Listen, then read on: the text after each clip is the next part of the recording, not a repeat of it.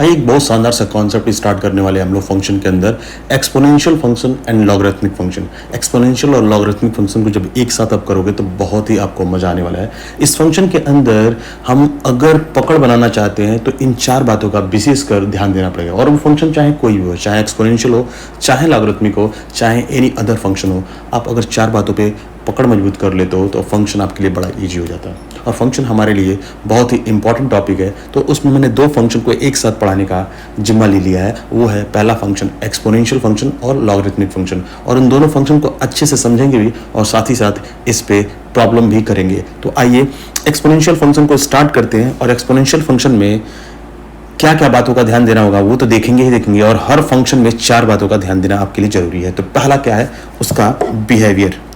अगर किसी फंक्शन को समझना है तो उसके बिहेवियर को आपको समझना पड़ेगा। अगर आप उसका बिहेवियर पकड़ में आ गया तो आधा काम आपका हो चुका है। और जैसे बिहेवियर आपने पकड़ लिया तो उस फंक्शन का आप डोमेन बता पाओगे, और जब डोमेन बता पाओगे तो आधे से अधिक काम आपका हो चुका है।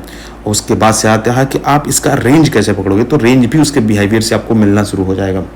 साथ ही साथ इन तीन काम को करने के बाद last but not the least most important है किसी भी फंक्शन का ग्राफ अच्छे से ड्रा कर पाना, क्योंकि विजुअलाइजेशन जो होती है वो किसी भी फंक्शन के ग्राफ से होती है। जैसे ही इन चार बातों पे अगर आपने पकड़ बना लिया तो फंक्शन बड़ा आसान हो जाएगा। तो आइए स्टार्ट करते हैं। तो चलिए एक्सपोनेंशियल फंक्शन को स्टार्ट करते हैं। और एक्सपोनेंशियल फंक्शन को बेसिकली किसी भी फंक्शन को जो आप लिखते हो तो कैसे लिखा जाता है, तो आप यही बोलते हो कि function f(x) equals to e पे पावर x। अब कंडीशन क्या है एक्सपोनेंशियल फंक्शन के लिए, जो उसका बेस है, जो इसका बेस है a, उसके लिए कंडीशन क्या है कि वो कभी भी 1 नहीं होगा। दूसरी कंडीशन क्या है कि वो a हमेशा कैसा होगा, पॉजिटिव होगा, a ऑलवेज पॉजिटिव, राइट। अब बात करते हैं कि ये दो शर्त इनकी है एक्सपोनेंशियल फंक्शन भाई साहब की, कि मैं कभी 1 नहीं होऊंगा और साथ ही साथ मैं पॉजिटिव होऊंगा। ठीक है, चलिए कोई बात नहीं। अब क्या कर लेते हैं, इस फंक्शन को समझने के लिए कुछ इनपुट डालते हैं। इनपुट डालेंगे तो ही हमको समझ में आएगा कि ये फंक्शन किस तरीके से बिहेव करता है।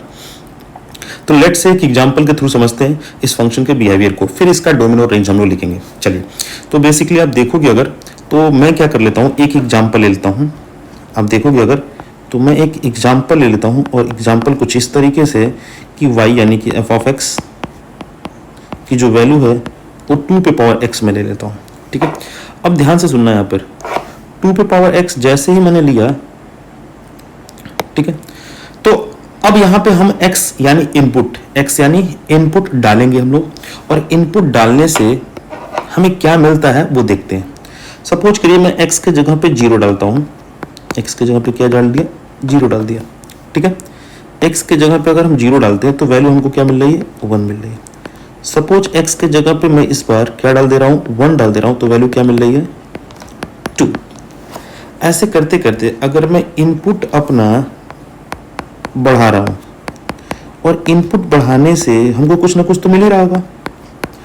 इस प्रोसेस को थोड़ा सा और बड़ा करता हूँ, और इस प्रोसेस को मैं एक बड़े नंबर इनफाइनाइट से ले जाता हूँ, और इस वैल्यू को अगर 2 के ऊपर पावर इनफाइनाइट आता है तो एक बहुत बड़ा नंबर मिलेगा, जो भी वो इनफाइनाइट को लाई करेगा, इनफाइनाइट की तरफ अप्रोच करेगा। ठीक है, अब ध्यान से सुनना, अगर मैं इनपुट बढ़ा रहा हूं तो मेरा आउटपुट भी बढ़ता हुआ नजर आ रहा होगा। अब ध्यान से अगर आप देखोगे तो जैसे जैसे हमने इनपुट बढ़ाया, वैसे वैसे हमारा आउटपुट क्या हो रहा है, बढ़ता जा रहा है। जैसे जैसे हमने इनपुट बढ़ाया वैसे वैसे हमारा आउटपुट बढ़ता जा रहा है। जैसे जैसे इनपुट बढ़ा रहे हैं वैसे वैसे हमारा आउटपुट बढ़ता जा रहा है। अब क्या करते हैं, थोड़ा सा इनपुट को कम डाल के देखते हैं कि मेरे इनपुट में क्या बिहेवियर हो रहा है। तो मैं क्या कर लेता हूं, इस बारी इनपुट में थोड़ी सी कुछ कमी करता हूं। जैसे मैं बोलूं कि x के जगह पे मैं -1 डालना चाहता हूं। जैसे x के जगह पे -1 डालूंगा तो वैल्यू मेरी क्या हो जाएगी, 1/2। और थोड़ी सी छोटी वैल्यू डाल के देखता हूं तो क्या निकल कर आता है, 2 के ऊपर पावर -3, इसका मतलब 1/8। मतलब यहाँ से एक बात समझ में आती है, जैसे इनपुट छोटा करते जा रहे हैं तो आउटपुट भी मेरा क्या हो रहा है, छोटा आता चला जा रहा है। इस प्रोसेस को और थोड़ा छोटा करके मैं माइनस का इनफाइनाइट डाल दूं तो मेरे पास जो इनपुट होगा वो क्या होगा, 1/2 के ऊपर पावर इनफाइनाइट। और 2 के ऊपर पावर इनफाइनाइट का क्या मतलब है कि एक बहुत बड़ा नंबर डिवाइड करने जा रहा है, किसको, एक बहुत बड़ा नंबर डिवाइड करने जा रहा है, किसको, एक बहुत बड़ा नंबर डिवाइड करने जा रहा है 1 को। आइए देखते, थोड़ा सा जगह में बना रहा हूँ, बस ध्यान से देखना आप लोग। तो 2 के ऊपर पावर इनफाइनाइट, इट मीन्स कि एक तरीके से 1 को इनफाइनाइट ही डिवाइड कर रहा है, 1 को इनफाइनाइट ही डिवाइड कर रहा है, ठीक है, ध्यान देना, 1 को इनफाइनाइट ही डिवाइड कर रहा है। और इनफाइनाइट क्या होता है, जब कोई नंबर को इनफाइनाइट डिवाइड करता है तो वो अप्रोच करता है जीरो के काफी करीब वैल्यू, ठीक है। चूंकि इनफाइनाइट प्लस में है इसलिए जीरो के काफी नियरेस्ट वैल्यू होगी, लेकिन जीरो के ऊपर हल्का सा प्लस लगाने का मतलब काफी नियरेस्ट वैल्यू जीरो के है, जीरो से थोड़ी सी बड़ी वैल्यू, मतलब काफी क्लोजेस्ट वैल्यू है। तो जीरो के बराबर नहीं लिखा गया, जीरो के काफी क्लोज वैल्यू है, ठीक है, जीरो नहीं है लेकिन, ठीक है, जीरो के काफी करीब वैल्यू है। अब यहां से एक बात समझ में आती है कि आप इस फंक्शन को एक बार, अब इस बिहेवियर को समझने के लिए मैंने इनपुट दिया, और इनपुट जैसे दिया तो हमको कुछ ना कुछ आउटपुट के तौर पे मिला। तो जैसे मान लीजिए, आपको मैं समझाना चाहता हूं एक बार और, ये फंक्शन मैंने एक एग्जांपल के तौर पे लिया, यहां पर x यानी इनपुट मैंने डालना शुरू किया, x के जगह पे वैल्यू बदलना शुरू किया, तो बार बार मुझे आउटपुट बदलता हुआ नजर आ रहा था। तो इनपुट बढ़ाने पे आउटपुट भी बढ़ रहा है, और इनपुट घटाने पे आउटपुट भी घट रहा है। इसका क्या मतलब समझ में आता है कि हमारा जो डोमेन है, मतलब यानी कि जो आपका x है, जो आपका x है वो क्या हो गया, ध्यान से सुनिएगा। अब यहां से 3-4 बातें हम लोग लिखेंगे इस फंक्शन के लिए। पहली बात क्या, इस बिहेवियर को समझ में तो आ गया, बिहेवियर के समझने से पता चलता है कि हमारा जो डोमेन है, जो हमारा डोमेन है, जिसको डी ऑफ एफ भी बोल सकते हो, जिसको हम लोग एक्स भी बोल सकते हैं, जिसको हम लोग इनपुट भी बोल सकते हैं, मतलब हमारा जो डोमेन है वही इनपुट है, और जो हमारा डोमेन निकल कर आता है वो क्या निकल कर आता है, माइनस इनफाइनाइट से लेकर प्लस इनफाइनाइट की कोई भी वैल्यू आप डाल सकते हो, या बोल सकते हैं कोई भी रियल नंबर हम लोग डाल सकते हैं। तो हमको यहां से एक बात याद रखना है कि एक्सपोनेंशियल फंक्शन का जो डोमेन होता है वो क्या होता है, ऑल रियल नंबर, ठीक। अब आइए, यहां से आपने एक बात नोटिस नहीं करा होगा कि जैसे ही, एक नोटिस किया होगा, जैसे ही मैंने इनपुट माइनस इनफाइनाइट से प्लस इनफाइनाइट के बीच में कुछ भी डाला होगा, आउटपुट हमको कभी भी निगेटिव नहीं मिला है। मतलब सबसे छोटा जो वैल्यू मिली है वो जो भी जीरो के काफी क्लोज वैल्यू मिली है, क्लोज यानी कि जीरो से थोड़ी सी बड़ी वैल्यू मिली है, और सबसे मैक्सिमम वैल्यू जो मिली है वो इनफाइनाइट को अप्रोच कर रही है। मतलब यहां से हमारा रेंज मतलब समझ में आ गया कि हमारा जो आउटपुट है, जो हमारा आउटपुट है, यानी हमारा जो y है, यानी हमारा जो रेंज है, वो हमको क्या समझ में आता है कि हमारा जो रेंज ऑफ द फंक्शन है कुछ और नहीं है, क्या है, जीरो के आगे ओपन इंटरवल इनफाइनाइट, मतलब जीरो के बाद की सारी वैल्यू इनफाइनाइट तक, जीरो भी इंक्लूडेड नहीं है, क्योंकि इंटरवल कैसा लगा है, ओपन इंटरवल लगा हुआ है। तो इस बात का भी हमें ध्यान देना पड़ेगा, ठीक है। तो इस बात का हमको ध्यान देना पड़ेगा कि हमारा जो वैल्यू दिया है वो हमारा ऑल रेंज वैल्यू जो है, हमारे जो रेंज हमारे हैं ऑल पॉजिटिव रियल नंबर बोल सकते हैं, ऑल पॉजिटिव रियल नंबर बोल सकते हैं, ठीक है। इसी चीज को हम चाहे तो ऐसे भी बोल सकते हैं, ध्यान से सुनिएगा, इसी चीज को हम चाहे तो ऐसे भी बोल सकते हैं कि और ऑल रियल पॉजिटिव वैल्यूज। अब नॉन निगेटिव बोल देने से क्या होगा, जीरो भी इंक्लूड हो जाएगा, तो ऑल पॉजिटिव रियल नंबर हमारे पास रहेंगे, ठीक है। तो हमने फंक्शन के बिहेवियर को कैसे पकड़ा, फंक्शन के अंदर इनपुट डाला, इनपुट यानी x डालते गए तो हमको आउटपुट के बारे में पता चल चुका है। तो हमको दो चीजें जाननी चाहिए थी। पहला बात हमने क्या बोला था कि फंक्शन का बिहेवियर आप समझ लीजिए, और जैसे जैसे आप फंक्शन का बिहेवियर समझते जाओगे तो आपको डोमेन पता चल जाएगा, और डोमेन पता चल जाएगा उसके बाद से आपको रेंज भी पता चल जाएगा। और ये 3 बातें हमने सीख लिया। और आखिरी जो मोस्ट इंपॉर्टेंट है, मैंने फिर से बोला last but not the least, most important क्या है हमारे लिए, किसी भी फंक्शन का ग्राफ ड्रा कर पाना। तो आइए ड्रा करके देखते हैं। तो इस फंक्शन के ग्राफ को ड्रा करते हैं। देखिएगा, अगर सपोज करते हैं हम लोग एक फंक्शन को एक फंक्शन के ग्राफ को बनाने के लिए उसके इनपुट की जरूरत पड़ती है, जैसे कि हमारे पास इनपुट था भी। अब मैं क्या करता हूँ, एक ग्राफ ड्रा करने के लिए, आप ध्यान से देखोगे अगर, तो मैं इसके ग्राफ को ड्रा करना चाहता हूँ, बस ध्यान से देखना आप। तो पहली बात, आपको इनपुट पता है कि आपने इनपुट मतलब डोमेन क्या क्या डाल सकते हो, माइनस इनफाइनाइट से लेकर प्लस इनफाइनाइट, मतलब कोई भी रियल वैल्यूज डाल सकते हो। ठीक है, चलिए तो रियल वैल्यू डालना शुरू करते हैं। जैसे ही आपने रियल वैल्यूज डाला, मतलब माइनस इनफाइनाइट से लेकर प्लस इनफाइनाइट की कोई वैल्यू डाल सकते हो, कोई दिक्कत नहीं है। आपने देखा था कि जैसे जैसे माइनस इनफाइनाइट डाला तो आपकी काफी नियरेस्ट वैल्यू आया था, माइनस इनफाइनाइट डालने से काफी नियरेस्ट मतलब जीरो के काफी क्लोज वैल्यू आई थी। तो ऐसे समझो कि यहाँ पे एक वैल्यू मिलेगी। जैसे जैसे इनपुट बढ़ाते जाएं वैसे वैसे हमारा आउटपुट बढ़ता जा रहा, बढ़ता जा रहा, बढ़ता जा रहा, बढ़ता जा रहा, बढ़ता जा रहा, बढ़ता जा रहा, बढ़ता जा रहा। तो हमारा जो एक्सपोनेंशियल फंक्शन का ग्राफ होगा कुछ इस तरीके से दिखेगा आपको। इसको अच्छे से अगर मैं ड्रा कर दूं, वैसे तो ये ग्राफ बन ही गया, बस आप समझ सकते हो। ठीक है, इस ग्राफ को आप देख सकते हो। तो एक्सपोनेंशियल फंक्शन का ग्राफ जो होगा कुछ इस तरीके का बिहेवियर करेगा। ठीक है, अगर मैं थोड़ा सा और इसको अच्छे से बना दूं, देखो ध्यान से, अगर मैं इस फंक्शन को और खूबसूरत ढंग से बना दूं, इस ग्राफ को ध्यान से देखना, ध्यान से देखना इस ग्राफ को।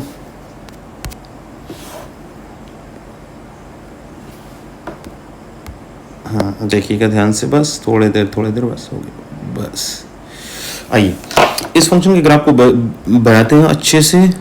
आइए देखिए जनरली क्या होता है, इसका ग्राफ कुछ इस तरीके से बनता है, इसका ग्राफ कुछ इस तरीके से बनता है।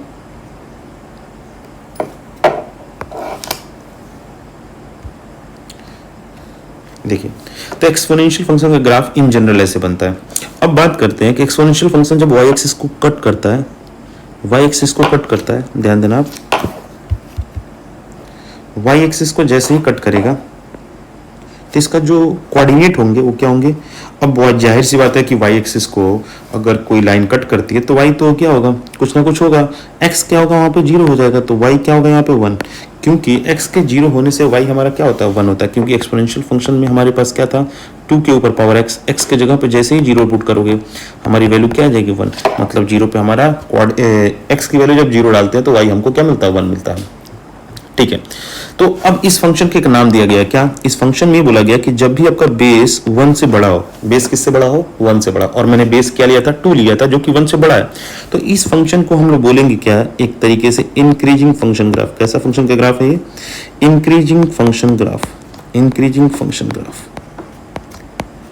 जब भी आपका बेस 1 से बड़ा हो तो ग्राफ कैसा बनेगा आपको, इंक्रीजिंग फंक्शन ग्राफ। इसका मतलब अगर इंक्रीजिंग है इस फंक्शन में तो कहीं ना कहीं डिक्रीजिंग भी इसमें छुपा होगा। तो आइए डिक्रीजिंग फंक्शन के लिए एक एग्जांपल सेट करते हैं और डिक्रीजिंग फंक्शन ग्राफ भी बनाकर देखते हैं।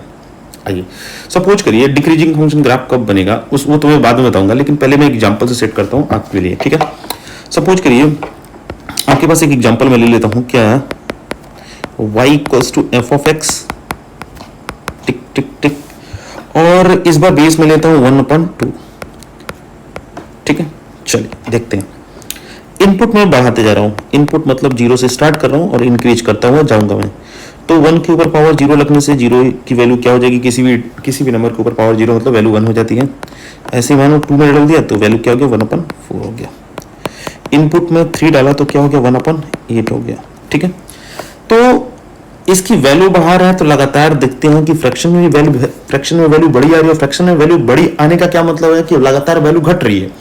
अब इस प्रोसेस को मैं इनफाइनाइट तक लेकर जा रहा हूं। प्लस के इनफाइनाइट होने का मतलब क्या है, 2 के ऊपर पावर इनफाइनाइट, 2 के ऊपर पावर क्या है इनफाइनाइट, 2 के ऊपर पावर इनफाइनाइट मतलब एक बहुत बड़ा नंबर इसको डिवाइड करने वाला है जो अप्रोच करेगा 0 के काफी नियरेस्ट वैल्यू। ठीक है, आइए अब एक और बेहतर बात समझते हैं कि इनपुट बढ़ाने से इसकी वैल्यू लगातार घट रही है तो क्या देखते हैं, इनपुट घटाने से कुछ मिलता है कि नहीं मिलता वो चेक करते हैं। मान लीजिए -2 मैंने डाल दिया तो -2 डालूंगा तो क्या हो जाएगा 1/2 के ऊपर पावर -2, ऊपर लेकर जाऊंगा तो इसका फ्रैक्शन वैल्यू क्या हो जाएगा 4। बहुत खूबसूरत, बहुत खूबसूरत, बहुत खूबसूरत। इसकी वैल्यू घटाते हैं, बहुत ज्यादा घटा देता हूँ, बहुत ज्यादा घटाऊंगा तो क्या हो जाएगा 1/2 के ऊपर पावर माइनस का इन्फिनिटिव, ऊपर लेकर जाएगा तो 2 के ऊपर पावर इन्फिनिटिव, और ये इस तरीके से क्या बन गया इन्फिनिटिव। बहुत खूबसूरत, बहुत खूबसूरत, बहुत खूबसूरत। मतलब यहां से एक बात समझ में आता है कि जैसे जैसे हम इनपुट घटाते जा रहे हैं वैसे वैसे हमारा आउटपुट बढ़ रहा है। इसका मतलब क्या है, किसी भी फंक्शन में इनपुट बढ़ाने से अगर आउटपुट बढ़ रहा है तो वो इंक्रीज कर रहा था। इसका मतलब इस बार ऐसा क्या हो गया कि हम इसको डिक्रीजिंग फंक्शन बोल पाएंगे, क्योंकि यहाँ के फंक्शन के इनपुट के बढ़ाने से आउटपुट घट रहा है और इनपुट के घटाने से आउटपुट बढ़ रहा है। इसका मतलब हम बोल पाएंगे कि ये फंक्शन डिक्रीजिंग। अब इस फंक्शन को कैसे समझेंगे, आइए ग्राफ के माध्यम से समझते हैं। बिहेवियर तो समझ में आ ही गया है, बस इसको ग्राफ के थ्रू समझते हैं।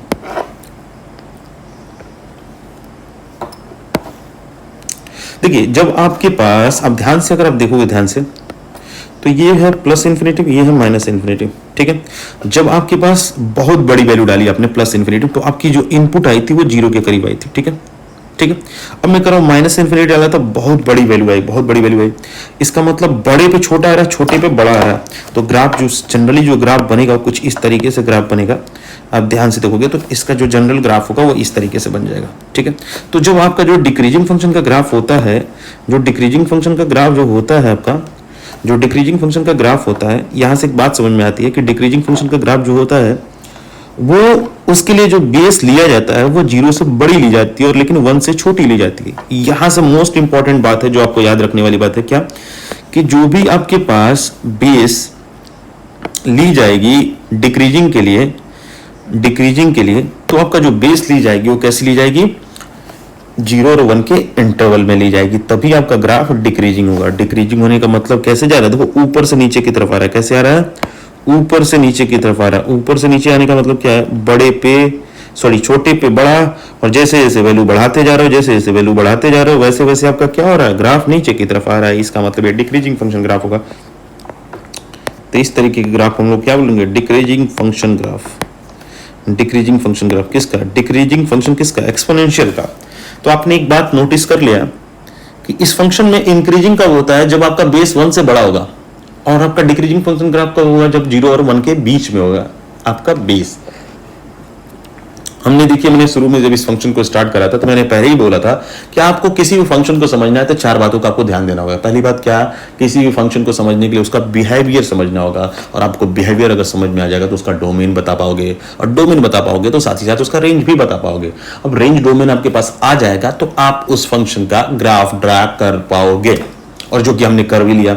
और 4 बातें इसमें क्या नोटिस करनी है, अब फिलहाल इसका डोमेन आपको याद रखना है लंबे समय तक, आप इसका रेंज याद रख पाओगे, और इसका ग्राफ, इन जनरल ग्राफ आपको याद होना चाहिए। साथ ही साथ इसमें आपको यह भी बताना होगा कि कब आपका ग्राफ डिक्रीजिंग होगा, कब आपका ग्राफ इंक्रीजिंग होगा। तो इंक्रीजिंग के लिए आपका ग्राफ का बेस जो होगा वो 1 से बड़ी होनी चाहिए, और डिक्रीजिंग के लिए आपका ग्राफ 0 और 1 के बीच में होनी चाहिए। चलिए, तो आप एक बात करते हैं हम लोग कि इस पे अगर इन दोनों फंक्शन के ग्राफ को बहुत अच्छे से आपने समझ लिया है तो आपको एक मैं बात याद दिला देता हूं, शुरू से मैं एक बार फिर से रिकॉल कर लेता हूं कि आपको याद हो जाए चीजें। देखिए, पहली बात हमने क्या देखा कि इस फंक्शन का बिहेवियर समझा। फंक्शन के बिहेवियर समझने के बाद मैंने बोला कि इसका डोमेन आप याद रखिएगा। डोमेन ये जरूर याद रखना है आपको। इसको वीडियो को पॉज करिए, स्क्रीनशॉट ले लीजिए, या बिल्कुल इसको नोट डाउन कर लीजिए अपने फेयर कॉपी में, ठीक है। और यहां से आपको रेंज पता चल गया कि रेंज क्या, पॉजिटिव रियल नंबर, ठीक है। अब जैसे आपने बोला कि मैंने डोमेन में याद करा दिया, आपको रेंज याद करा दिया, साथ ही साथ आपको ये बताना है कि इंक्रीजिंग फंक्शन ग्राफ कब होगा, जब आपका बेस क्या हो, 1 से बड़ा हो। फिर मैंने देखा कि आपका डिक्रीजिंग फंक्शन ग्राफ कब होगा, जब आपका बेस क्या हो, 0 और 1 के बीच में हो। हमने दो फंक्शन को बहुत अच्छे से समझा। अब बात करते हैं कि इस फंक्शन में कैसे क्वेश्चंस पूछे जा सकते हैं। सपोज करिए क्वेश्चन से मैं आपको विजुअलाइजेशन कराता हूं। इसी क्वेश्चन में कैसे लिखिएगा, क्वेश्चन में मैं यहाँ पे एक क्वेश्चन बोल रहा हूँ आपके सामने, आप इसको ध्यान से सुनना। और एक क्वेश्चन मैं दूंगा आपको करने के लिए, पहले इस क्वेश्चन को आप ध्यान से सुनना। ड्रा ग्राफ 2 के पावर x एंड 3 के power x same xy plane, same xy plane, ठीक। मतलब एक ग्राफ को आपको ड्रा करना है जो 2 के पावर x भी है और 3 के पावर x है, और दोनों के दोनों सेम xy प्लेन में होने चाहिए। आइए देखते हैं इस क्वेश्चन को।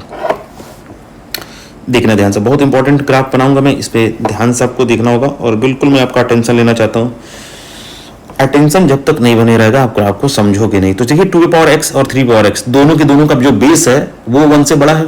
बेस हमारा क्या है, बेस हमारा क्या है, बेस हमारा 1 से बड़ा है। बेस हमारा 1 से, बेस हमारा किससे बड़ा है, 1 से बड़ा है।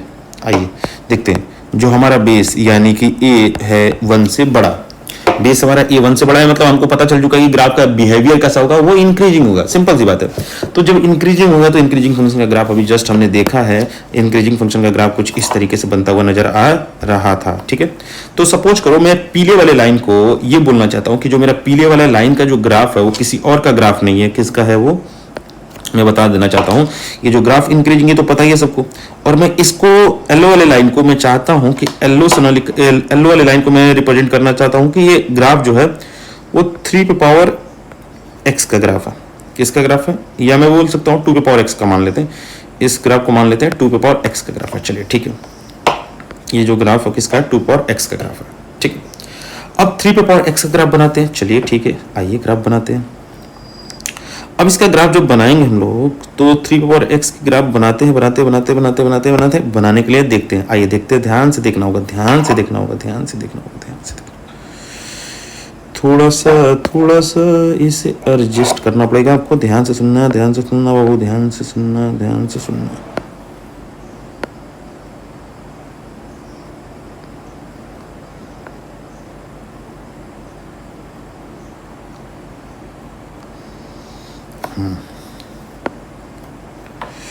एक सेकंड।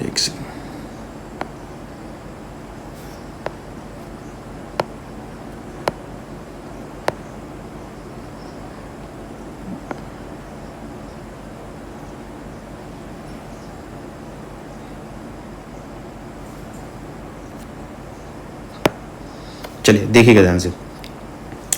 अब एक चीज आपको और नोटिस करना होगा, आपको क्या यहाँ पे मैं इसको कलर थोड़ा इसका चेंज कर देता हूँ कि थोड़ा सा आपको अलग लगे। कौन सा कलर ले लूँ, कौन सा कलर, चलो ये कलर, ये नहीं, ठीक। चलिए ध्यान से देखना है आपको ध्यान से देखना होगा, आपको यहाँ से ध्यान से देखना होगा। क्या अब यहाँ से बड़ा ऑब्जर्विंग वाली चीज़ आने वाली है, आपको ध्यान देना होगा क्या थोड़ा सा, कि ये वाला जो ग्राफ है वो 3 पे पावर x का ग्राफ है, ठीक है, और ये 2 पे पावर x का ग्राफ है। अब यहाँ से कैसे पता चलेगा सर कि यहाँ पर 3 के ऊपर पावर x का ग्राफ ऊपर जाएगा कि 2 के ऊपर पावर x का ग्राफ नीचे जाएगा? आप ध्यान से एक बात नोटिस कर पाओगे कि जब ग्राफ की वैल्यू माइनस इनफाइनाइट से लेकर जीरो की तरफ रहा होगा, जीरो की तरफ, माइनस इनफाइनाइट से लेकर जीरो से पहले तरफ रहा होगा और फिर जीरो के बाद से लेकर इन्फिनिटी की तरफ जा रहा होगा, तो इन दोनों के ग्राफ में कहीं ना कहीं बिहेवियर में बदलाव आ रहा है। आप ध्यान दोगे तो पता चलेगा। देखो कैसे,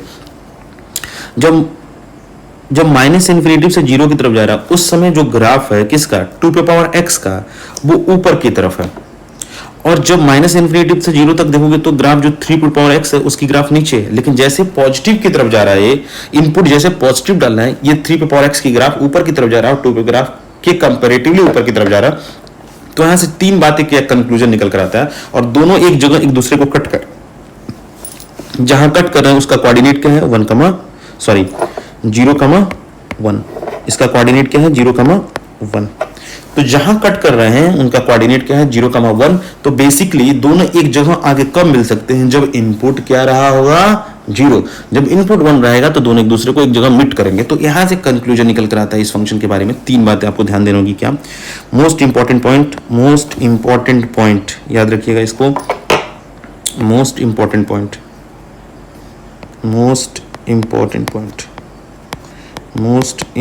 पॉइंट आपको नोट करना होगा।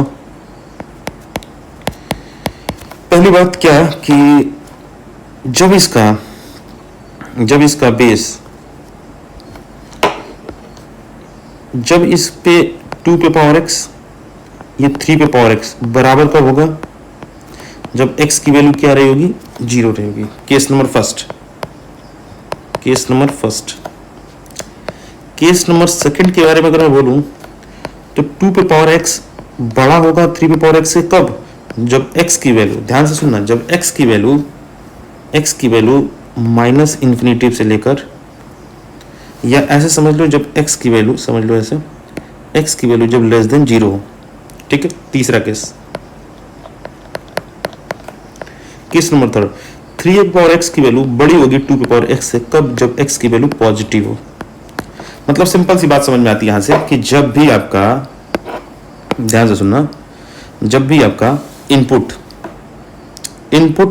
0 होगा तो उस समय 2 पावर x और 3 पावर x क्या होंगे, बराबर होंगे। सिंपल सी बात है, जाहिर सी बात है, जब x 0 होगा तो किसी भी नंबर के ऊपर पावर वैल्यू सेम दे देगा, जिसकी वैल्यू क्या हो जाएगी, 1।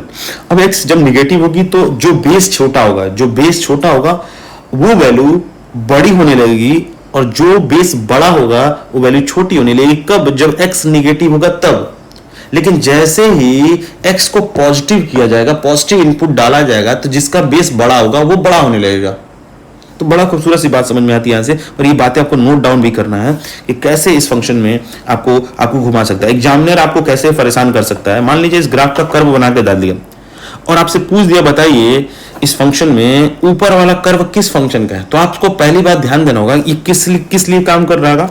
ये किस लिए काम करेगा, जब भी आपका बेस 1 से बड़ा होगा, जब भी आपका बेस 1 से क्या होगा, जब भी आपका बेस 1 से बड़ा होगा तो उस केस में याद रखिएगा कि पॉजिटिव वैल्यू पे जिसका बेस बड़ा होगा उसका कर्व ऊपर होगा, और निगेटिव वैल्यू पे जिसका बेस छोटा होगा उसका कर्व ऊपर होगा। फिर से बोल रहा हूं, निगेटिव वैल्यू पे छोटा वाला ऊपर जाएगा और पॉजिटिव वैल्यू पे बड़ा वाला ऊपर जाएगा। सिंपल सी बात है, जिसका बेस बड़ा होगा पॉजिटिव पे बड़ा ऊपर की तरफ कर्व रहेगा उसका, और छोटे वाला वैल्यू निगेटिव पे ऊपर रहेगा। ये केस किसके लिए, जब बेस आपका 1 से बड़ा हो। ठीक है, और कोई भी आपके कर्व देकर एग्जामिनर में पूछ सकता है एग्जामिनर कि कर्व किस फंक्शन का, किस एक्सपोनेंशियल फंक्शन का कर्व जो है ऊपर होगा। तो आपको ये बात पता होना चाहिए कि पहले तो आपको नोटिस करना होगा कि उसका बेस पहले आपको क्या नोटिस करना होगा कि उस फंक्शन का जो है बेस क्या है। पहला आपको नोटिस क्या करना होगा, उस फंक्शन का जो बेस आपको देखोगे ध्यान से तो 3 है, ये 2 है, मतलब दोनों ही बेस 1 से बड़ी है। तो जब 1 से बड़ी होती है इसका मतलब आपको आइडिया लग गया कि बड़े वाले बेस का वैल्यू ऊपर की तरफ होगा और छोटे वाले का इनपुट पॉजिटिव पे नीचे होगा, और इसी तरीके से निगेटिव वाले में छोटा वाला वैल्यू ऊपर जाएगा और बड़ा वाला वैल्यू नीचे जाएगा। सिंपल सा है, तो आपको याद रखना है ये चीज। अब मैं बोलूं क्या, ठीक है, ध्यान देना इस बात को।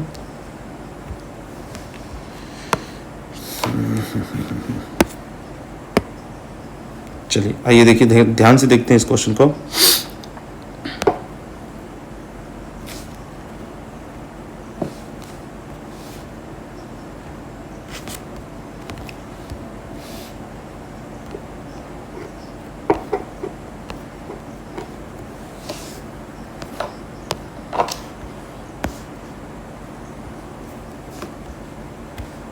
चलिए आइए देखते हैं। तो अब इसमें क्वेश्चन में आपसे पूछना चाहता हूं, आप कमेंट में इसका आंसर का जवाब देना कि अगर मैं आपसे बोलूं कि आप भी ड्रा करो, क्या करो, ड्रा करो एक ग्राफ, ड्रा ए ग्राफ 1/2 के ऊपर पावर x एंड 1/3 के ऊपर power x, same X Y plane. और आपको बताना है क्या है कि इस ग्राफ में किस फंक्शन का कर्व ऊपर होगा पॉजिटिव पे। आपसे क्वेश्चन आपसे ये है कि x जब पॉजिटिव होगा तो 1/2 पे पावर x बड़ा होगा कि 1/3 के ऊपर पावर x बड़ा होगा। बताना होगा आपका इन दोनों में क्या रिलेशन होगा जब x पॉजिटिव होगा। तो आपको बताना है, यहाँ पर डैश में डाल दे रहा हूं, डैश करके डाल दे रहा हूं, और आपको बताना है कि ग्रेटर देन कहां होगा। आप इसका आंसर कमेंट में बताओ। चलिए आपके पास एक क्वेश्चन हो गया। अब स्टार्ट करते हैं हम लोग लॉगरिथमिक फंक्शन। ठीक है, आइए स्टार्ट करते हैं लॉगरिथमिक फंक्शन। अब लॉगरिथमिक फंक्शन स्टार्ट करते हैं, ध्यान से देखिएगा आप लोग। लॉगरिथमिक फंक्शन,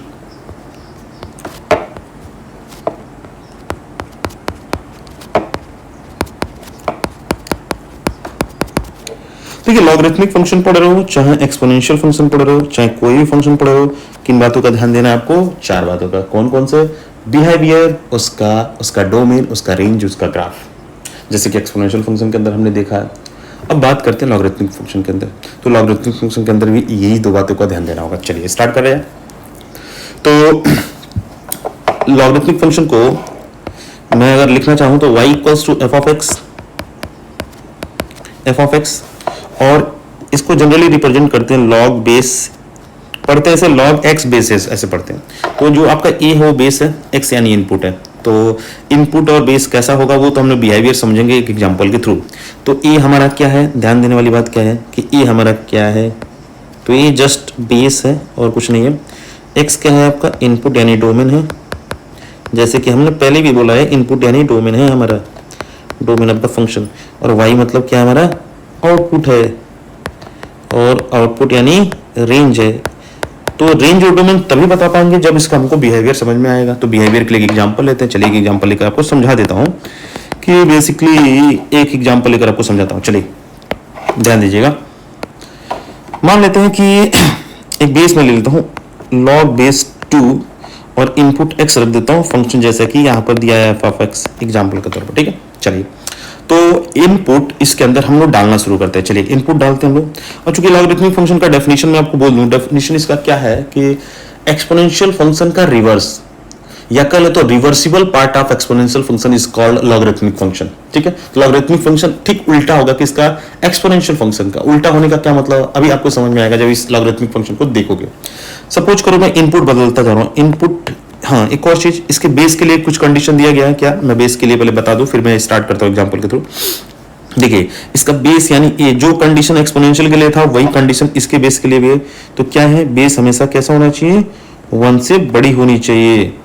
और साथ ही सॉरी 1 से बड़ी कर रहा हूं, पॉजिटिव होनी चाहिए। कैसी होनी चाहिए, पॉजिटिव होनी चाहिए। कैसी होनी चाहिए, बेस उसका पॉजिटिव होना चाहिए। और साथ ही साथ इसका बेस पॉजिटिव होना चाहिए और साथ ही साथ कभी भी 1 नहीं होना चाहिए। ये दो बातें उसके बेस के लिए है, याद रखना होगा। और x के बारे में बोला गया कि x हमेशा कैसी होनी चाहिए, पॉजिटिव होना चाहिए। बस ये दो बातें याद रखना चाहिए, बस आपका काम खत्म हो जाएगा। अब देखो लॉगरिथमिक फंक्शन के लिए जो कंडीशन दिया गया था मैं बता दिया आपको। अब मैं इनपुट डालता जा रहा हूं। इनपुट में क्या डालूंगा बताओ, इनपुट में क्या डाल रहा हूं। मान लो मैंने डाल दिया 1।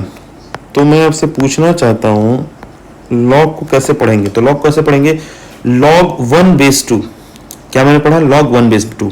तो देखो इसको कैसे बोला जाता है, कैसे मतलब इसकी आउटपुट को बोला जाता है। तो मैं आपसे पूछना चाहता हूं कि 2 के ऊपर ऐसा पावर क्या रख दिया जाए जिसकी वैल्यू 1 हो जाए। तो कहोगे सर 2 के ऊपर पावर मतलब p की वैल्यू अगर 0 रख दिया जाए तो हमको वैल्यू 1 मिल जाएगा। मतलब इसका यही हमको आउटपुट है, मतलब पावर आपको बताना उस बेस का जिससे कि 1 आ जाए। तो इसकी वैल्यू क्या हो जाएगी, बोलो भाई 0।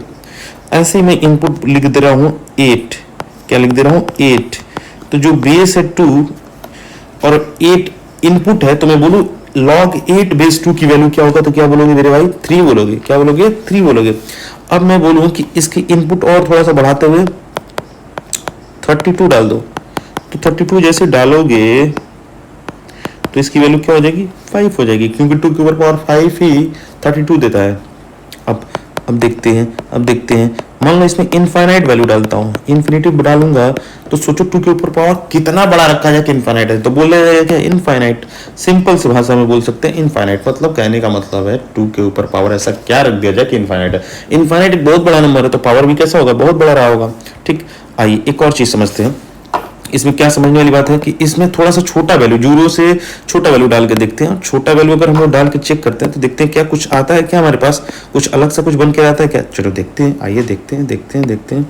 तो हमने एक देखना शुरू किया क्या, x के जगह पे मैं बोला कि 1/2 डाल दो। 1/2 डालोगे तो बेस तो तुम्हारा 2 है। 1/2 लाने के लिए क्या करना पड़ेगा, 1/2 लाने का मतलब क्या है कि अगर 2 के ऊपर पावर में क्या रख दूं कि 1/2 आ जाए तो इसका मतलब p की जगह पे क्या रखना पड़ेगा, -1। तो जैसे ही इसकी वैल्यू क्या हो जाएगी, -1। सिंपल। तो इस क्वाड को देखो ध्यान से, सिंपल सी बात है। चलिए अब थोड़ा सा और छोटा वैल्यू डालते हैं। और छोटा वैल्यू डालने का मतलब क्या है, 1/16 डाल दो। 1/16 डालोगे तो log बेस 2 1/16 मतलब आंसर क्या हो गया, -4। ठीक है, अब थोड़ा सा और छोटा वैल्यू डाल दो। और छोटा वैल्यू डालने का मतलब क्या, -∞ डाल दो। -∞ डालोगे तो क्या होगा, log बेस। अब देखो ध्यान से, गलती बच्चे क्या कर देते हैं कि -∞ मैंने बोल दिया तो -∞ नहीं डालना है। बहुत छोटा वैल्यू डालने का मतलब क्या है कि ऑल पॉजिटिव नंबर, मतलब बहुत छोटा वैल्यू डालने का मतलब क्या है, बहुत ही छोटी वैल्यू डालने का मतलब है कि 0.00000 समथिंग, बहुत छोटी वैल्यू है 1 के अप्रॉक्स, मतलब 0 ऐसा समझो कि 0 के काफी नियरेस्ट वैल्यू है। अब 0 के काफी नियरेस्ट वैल्यू होने का क्या मतलब है कि log तो बेस 2 ही है, इनपुट तुम्हारा इतना छोटा है कि जब इनपुट इतना छोटा है तो आउटपुट तुमको मिलेगा कैसा, बहुत बड़ा निगेटिव वैल्यू। सोचो 1/16 एक छोटा नंबर है, -4 दे रहा है, तो 1/16 बहुत नियरेस्ट है 0 का। अब सोचो इससे भी छोटा, इतना छोटा जिसकी कोई कल्पना नहीं कर सकते, और 0 के काफी अप्रोचेबल वैल्यू है, तो इसकी वैल्यू क्या हो जाएगी, -∞। बात समझ में आ रही है, बोलिएगा। बहुत छोटी वैल्यू तो क्या हमको आउटपुट मिलेगा, -∞। तो यहां से आपको बात समझ में आ चुका है क्या ध्यान देना होगा आपको? क्या समझ में आ गया है? ध्यान से देखना। अगर एक सेकंड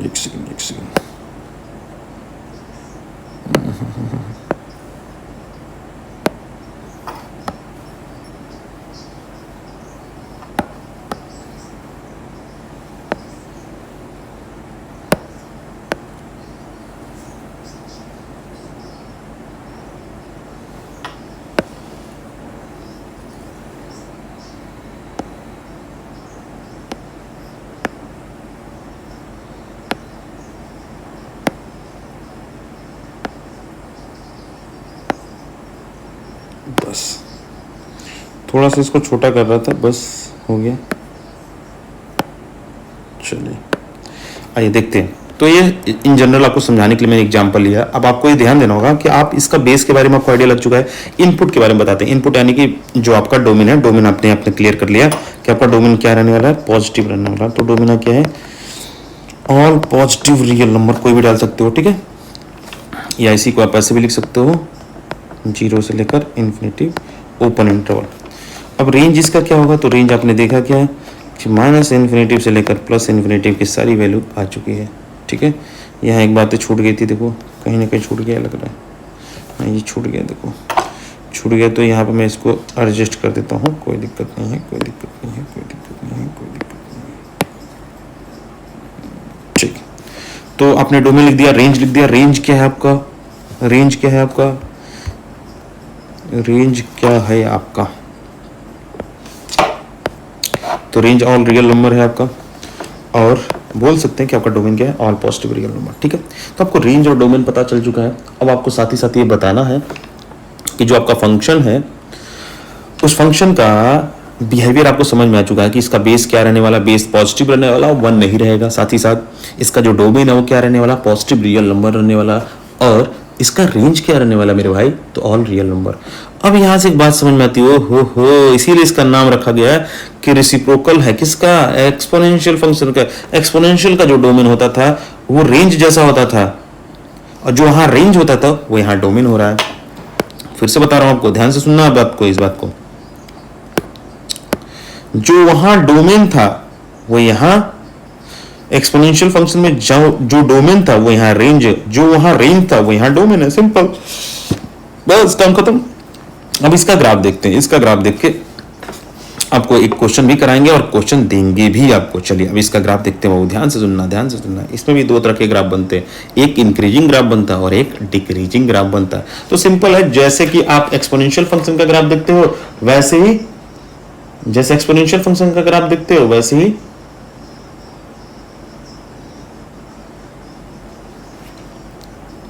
सिंपल से इसमें भी है। जिस तरह आप एक्सपोनेंशियल फंक्शन का ग्राफ देखते हो वैसे ही लॉगरिथमिक फंक्शन का आप ग्राफ बना लोगे। आराम से देखना, इस ग्राफ को बनाकर आपको सिखाता हूं, देखना।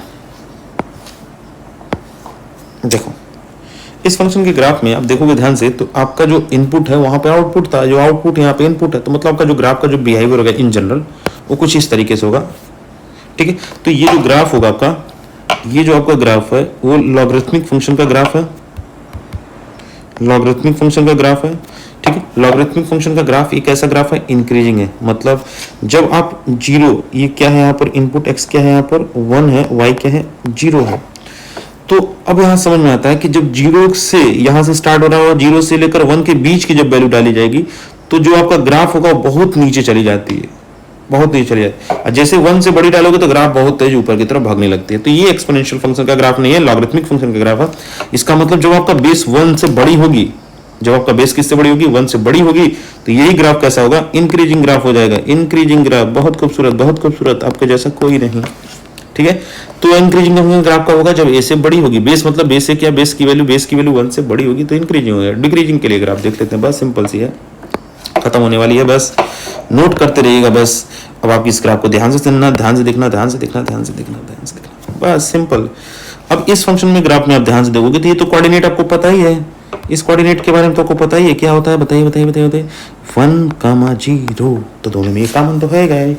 अब बात ये करते हैं कि ये फंक्शन का ग्राफ कैसे डिक्रीज कर रहा है। तो देखो ध्यान से, x की वैल्यू जब 0 और 1 के बीच में हो रही है तो उस समय ग्राफ y की तरफ देखो बहुत छोटी है, बहुत छोटी है। जैसे जैसे x की वैल्यू घटाती जा रही है, सॉरी बढ़ाते जा रहे हैं, जैसे जैसे बढ़ाते जा रहे हैं ग्राफ की वैल्यू क्या हो रही है, नीचे की तरफ y एक्सिस के नीचे की तरफ बढ़ती जा रही है, बढ़ती जा रही है, मतलब घटती जा रही है। सिंपल की बात, सिंपल भाषा में बोले तो घटती जा रही है लगातार। x बढ़ने से y घट रहा है, मतलब जब आपका बेस क्या है 0 और 1 के बीच में है, तो उस समय फंक्शन का ग्राफ क्या हो जाएगा, डिक्रीजिंग फंक्शन ग्राफ हो जाएगा, डिक्रीजिंग फंक्शन ग्राफ हो जाएगा, डिक्रीजिंग फंक्शन ग्राफ हो जाएगा।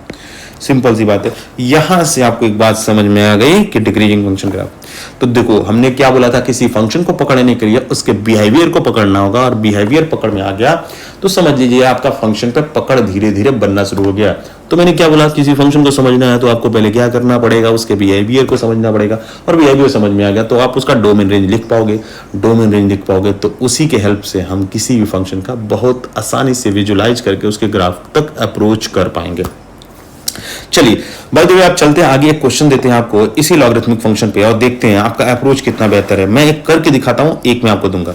सपोज करना कि एक फंक्शन है y इक्वल्स टू लॉग जिसका बेस x है, और इनपुट के अंदर मैं डाल रहा हूं x-2 और x-3। अब आपसे मैं पूछना चाहता हूं कि इस फंक्शन का डोमेन क्या होगा, डोमेन क्या होगा, डोमेन क्या होगा, डोमेन क्या होगा, डोमेन क्या होगा, आप बताना चाहोगे? चलिए मैं बताता हूं, जल्दी से आप कमेंट करके आंसर बताइए इसका। मैं एक बात बताना चाहता हूं, क्या देखिए कंडीशन क्या था कि जो x है इस समय बेस की जगह पे बैठा हुआ है, x कहां बैठा हुआ है, बेस पे भी बैठा हुआ है और इनपुट पे भी बैठा हुआ है। तो बेस के लिए कंडीशन क्या था, बेस के लिए कंडीशन क्या था बताइए जल्दी से। बेस के लिए कंडीशन क्या था कि जो बेस होता है वो हमेशा पॉजिटिव होता है, और एक क्या होता था, बेस की जो वैल्यू होती थी वो कभी भी 1 नहीं होती थी। तो कंडीशन x के लिए अप्लाई हो गया पहला कि x की वैल्यू 0 होगी, साथ ही साथ x की वैल्यू 1 के बराबर नहीं होनी चाहिए, पहली शर्त हो गई। चलिए बहुत बढ़िया, बहुत बढ़िया। अब इनपुट जो है उसका वो क्या है, x-2 है और साथ ही साथ x-3 है। तो इनपुट के लिए भी एक कंडीशन है कि इनपुट कभी भी निगेटिव नहीं होगी, मतलब पॉजिटिव होगी, और पॉजिटिव होगी तो यहाँ पर वे भी करो मेथड से हम लोग x की वैल्यू निकाल सकते हैं। आइए इसको बहुत अच्छे से विजुलाइज करते हैं। उसके लिए क्या करता हूँ, मैं इन नंबरों को थोड़ा सा छोटा कर देता हूँ कि जगह बन जाए हमारे पास, जिससे वह जिसके हेल्प से हम इस क्वेश्चन को बहुत अच्छे से डील करेंगे। आइए देखते हैं। देखिए इस फंक्शन को समझने के लिए मैं बोल रहा हूं कि आप अच्छे से ध्यान से देखना, बड़े आराम से देखना, बहुत इत्मीनान से देखना। इस क्वेश्चन को बड़ा अच्छे से मैं डील करना सिखा रहा हूं आपको। देखना इस नंबर लाइन पे मैं वेवी करो मेथड से इस एक्स वाई की वैल्यू निकाल कर दिखा रहा हूं। पहले तो देखो वेवी करो मेथड से यहां से 2 क्रिटिकल पॉइंट्स मिल जाएगा, 2 और 3। तो चलिए 2 और 3 बना लीजिए, 2 और 3 बना लेते हैं। 2 और 3 यहाँ पे देखो बना लेते हैं। सबसे बड़ी वैल्यू 3 है, सबसे छोटी वैल्यू क्या है इसमें 2 है। इसके हिसाब से देखा जाए तो इधर इंटरवल क्या बनेगा, प्लस बनेगा, इधर माइनस बनेगा, फिर इधर प्लस बनेगा। इतना तक तो समझ में आ गया है। थोड़ी सी चीज आपको और समझने वाली बात क्या है कि आपको 2 बातें और लिखनी है। एक्स की वैल्यू पॉजिटिव होनी चाहिए, 1 नहीं होनी चाहिए। तो कुछ पॉइंट मैं अपनी तरफ से मेंशन कर रहा हूं, इसको येलो लाइन से दिखा, ध्यान से देखना। यहां मैं 1 लिख रहा हूं और यहां पे 0 लिख रहा हूं। इसका क्या मतलब अभी समझ में आ जाएगा आपको। देखो पहली बात, अगर इस वाले पार्ट को अगर हम लोग सॉल्व करते हैं तो आपको इधर एक पॉजिटिव मिलेगा और इस वाले क्वाड्रेंट में पॉजिटिव मिल रहा है, लेकिन आपको पूरा पॉजिटिव नहीं लिखना है, क्योंकि आपको ये भी ध्यान देना है कि इन ऊपर कंडीशन दिए हुए को भी नजर रखना है हमको, तब जाकर हमारा फाइनल आंसर आएगा। तो देखते हैं, अगर मैं बेसिकली बस 2 और 3 को दिखाऊं तो मेरे पास कैसे पॉजिटिव मिलेंगे, ध्यान से देखना आप। मैं इसको दूसरे कलर से मैं दिखाता हूं, जिससे कि आपको समझ में आ जाएगा, अच्छे से क्लियर समझ में आ जाएगा। देखना, चलो इस कलर से देखते हैं, इस कलर से नहीं मजा आ रहा है, चलो इस कलर से देखते हैं। ठीक, तो इधर एक पॉजिटिव वैल्यू दिख रही है, ध्यान से देखना। इस 2 और 3 को अगर वेवी करो मेथड से सॉल्व करें तो एक इधर पॉजिटिव है, एक चीज मैंने क्या गलत कर दिया है, ओपन सर्कल लेना है हमको, देखना ध्यान से। तो नीचे बनाता हूँ, ज्यादा अच्छे से आपको समझ में आएगी, नीचे जगह भी है अच्छा खासा, देखना। तो एक तो ये वाला जो सेक्शन है, ये वाला जो सेक्शन है, ध्यान देना आप, ये वाला सेक्शन, एक तो इधर वाला पॉजिटिव मिलेगा, दूसरा चीज आप देख रहे होगे तो एक इधर पॉजिटिव दिख रहा होगा। ठीक है, यही 2 क्वाड्रेंट होंगे हमारा, जिसमें वेवी करो मेथड से पॉजिटिव दे रहा होगा। तो हमने दिखा दिया इसको। ठीक, अब देखते हैं।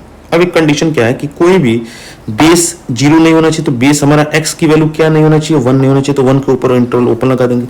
x की वैल्यू 2 और 3 भी नहीं हो सकती, क्योंकि क्रिटिकल पॉइंट्स और क्रिटिकल पॉइंट्स पे क्या होता है, जीरो हो जाएगा, और हमको इनपुट जीरो रखना ही नहीं है, पॉजिटिव रखना है, जीरो से बड़ी रखनी है। तो जहां जहां ओपन इंटर लग रहा है इसका मतलब वो पॉइंट हम लेना ही नहीं है। अब जीरो भी नहीं ले सकते क्योंकि बेस जीरो नहीं होना चाहिए। ठीक, अब देखते हैं ध्यान से। अब ध्यान देने वाली बात क्या, बहुत इंपॉर्टेंट बात है क्या, अब इस बेस के हिसाब से क्या x होना चाहिए, पॉजिटिव होना चाहिए। पॉजिटिव होने का मतलब क्या होना चाहिए, जीरो से बड़ी होनी चाहिए। कैसे बड़ी होनी चाहिए, जीरो से बड़ी होनी चाहिए। अब जीरो से बड़ी होने वाली वैल्यू कौन सी, यहां तक जा रही है। देखो मैं एरो से बनाकर दिखा दिया ग्रीन कलर से, ध्यान से देखो, ग्रीन कलर से मैं दिखा दिया हूं। ठीक है, अब यहां से एक और बात समझ में आती है, अच्छी बात है, चलो कोई बात नहीं। अब देखो जहां दो लाइनें इंटरसेक्ट करेंगी वो पॉइंट को हम लोग ले लेंगे। ध्यान से सुनिएगा, ध्यान से। इसका मतलब 0 और 1 के बीच में वो वैल्यू ले सकते हैं, बिल्कुल ले सकते हैं, बस 1 नहीं लेना है, 1 को नहीं लिया जाएगा क्योंकि उन कैसा लगा, ओपन इंटर लगा है। इसका मतलब ये भी है कि इस बात को थोड़ा सा मैं यहां करूं तो ये वाला वैल्यू भी लिया जा सकता है कि क्योंकि दो लाइनें यहां पर भी इंटरसेक्ट कर रही है। ठीक है, बहुत अच्छी बात है। फिर यहां से दो लाइनें लगातार इंटरसेक्ट कर रहे हैं, सॉरी, एक दूसरे को पैरेलल, दो लाइनें जहां एक दूसरे को पैरेलल दिख रही है, वही दोनों पॉइंट कॉमन होंगी। तो हम इसका फाइनल आंसर जो लिखेंगे वो क्या लिखेंगे, ध्यान से सुनिएगा। x बिलोंग कर रहा है कहां से, 0 से लेकर 1, ओपन इंटरवल, क्योंकि वो पॉइंट नहीं लेना है तो ओपन इंटरवल यूनियन। फिर 1 से लेकर कहां तक, 2 तक, ओपन इंटरवल। देखो 0 और 1 के बीच की लेनी है, 0 और 1 नहीं लेना है, फिर यूनियन। 1 और 2 के बीच का लेना, 1 और 2 नहीं लेना है, फिर यूनियन। अब यहां ध्यान से देखोगे तो ये कॉमन इंटरसेक्शन पॉइंट कौन से हैं, इंटरसेक्शन मतलब दो लाइन पैरेलल चले तो कॉमन कौन से हैं, 3, इनफाइनाइट। बस, बहुत खूबसूरत।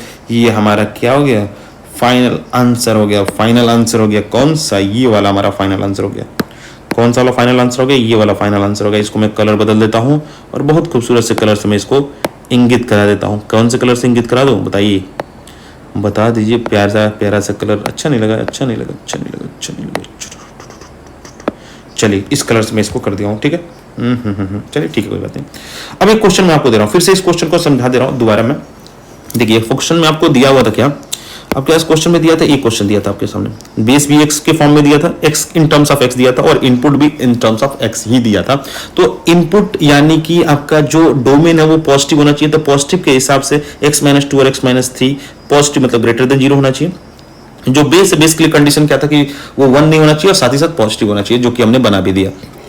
तो हमने पहले क्या किया, जो उसकी इनपुट है, इनपुट से वेविकर मेथड से हमने देखा कि 2 और 3 के बीच में तो निगेटिव बन रहा है और 3 से बड़े पे पॉजिटिव बन रहा है, 2 से छोटे पे पॉजिटिव बन रहा था। तो हमने ये एक लाइन ड्रॉ करके दिखा दिया, जैसे कि आप दिख रहा होगा, जैसे कि दिख रहा हो इस वेविकर मेथड से। ठीक है, उसके बाद से जो कंडीशन उसके बेस के हैं उसको भी हमने नंबर लाइन पे ड्रॉ कर लिया। तो वे उसके लिए कंडीशन क्या था कि 0 से बड़ी मतलब पॉजिटिव होनी चाहिए। देखो हमने पॉजिटिव के लिए एक व्हाइट लाइन से मैं एक बार फिर मार्क करके दिखा दे रहा हूं। ठीक है, तो ये x को रिप्रेजेंट कर रहा था, x पॉजिटिव को, और एक बात बोल रहा था कि x 1 के बराबर नहीं होना चाहिए। तो हर उस पॉइंट पे मैंने ओपन सर्कल क्यों लगाया, क्योंकि दो तो क्रिटिकल पॉइंट थे, 2 और 3 क्रिटिकल पॉइंट डालेंगे तो 0 होगा और बेस हमको, सॉरी, इनपुट हमको 0 डालना रखना ही नहीं है। अब बेस के लिए कंडीशन क्या था कि x की वैल्यू क्या होनी चाहिए, पॉजिटिव होनी चाहिए। तो x की कंडीशन पॉजिटिव है, बिल्कुल सही है, लेकिन x तो 0 नहीं रहना चाहिए, बिल्कुल, और बेस में 1 भी नहीं होनी चाहिए। तो फाइनली हमारा ये डोमेन निकल कर आता है 0,1 open interval union 1,2 union 3, infinite. आइए क्वेश्चन मैं आपको देता हूं और इस क्वेश्चन को कमेंट में आप आंसर जरूर करिए, मैं जरूर देखूंगा।